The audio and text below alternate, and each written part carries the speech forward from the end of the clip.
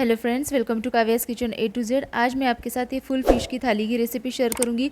Recipe पूरी देखने के बाद अच्छी लगी तो प्लीज़ चैनल को सब्सक्राइब कीजिए, रेसिपी को शेयर ज़रूर कीजिए। फ्रेंड्स, यहाँ पे मैंने मछली ली है, अच्छे से धो के मैंने इसको साफ़ करके यहाँ रख दिया। तो हम इसे मैरिनेट करेंगे।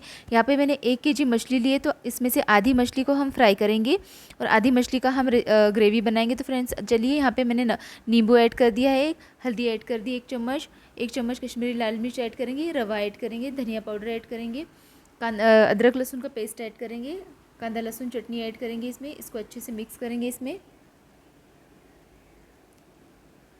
तो चलिए दूसरा मैरिनेशन करेंगे। इसे हम इस तरीके से फ्राई करेंगे, इसको ग्रेवी में ऐड करेंगे हम। तो मैंने एक नींबू ऐड किया है इसमें और नमक ऐड किया है। तो चलिए ग्रेवी के लिए हम मसाला रेडी करेंगे। मैंने यहाँ पे 1 प्याज और टमाटर, 4 हरी मिर्च, अदरक, लहसुन, 1 तेज पत्ता लिया है और ये देख सकते हैं आप, यहाँ पे मैंने कुछ मसाले लिए।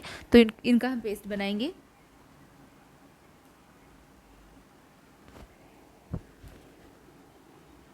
तो फ्रेंड चलिए, मछली को हम अभी फ्राई करेंगे।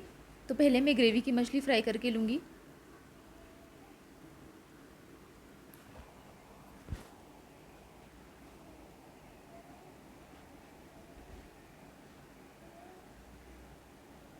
ये मछली हमारी फ्राई हो चुकी है।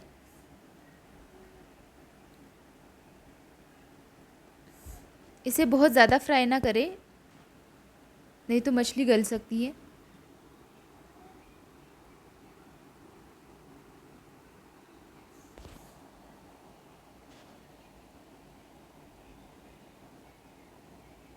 तो चलिए, ये फ्राई हमारा हो गया है। अभी हम दूसरी मछली जो हमने मैरिनेट की थी उसे फ्राई करेंगे।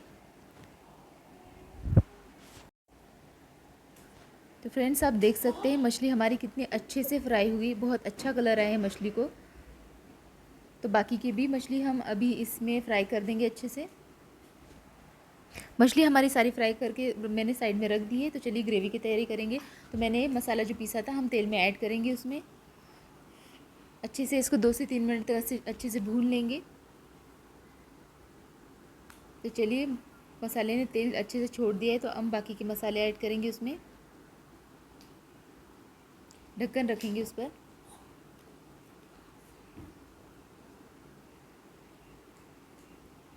फ्रेंड्स, आप देख सकते हैं कि ग्रेवी कितनी अच्छे से हमारी फ्राई हो गई है। तो चलिए अभी हम इसमें पानी ऐड करेंगे, थोड़ा और पानी ऐड करेंगे हम। ढक्कन रख देंगे। इसे 2-3 मिनट तक इसी तरीके से पकाएंगे। देखिए उसको ग्रेवी को उबाल आ गया है। अब हम इसमें मछली डालेंगे। हमारी फ़िश करी बहुत अच्छे से तैयार हुई है, बहुत अच्छी लग रही है और ये खाने में भी बहुत टेस्टी लगती है। तो फ्रेंड्स, ये हमारी करी बन के तैयार है। तो चलिए, हम अभी इसमें थोड़ा सा धनिया ऐड करेंगे। फ्रेंड्स, हमारी पूरी रेसिपी बन के तैयार है। आपको कैसी लगी प्लीज़ हमें कमेंट बॉक्स में ज़रूर बताएं। Thank you.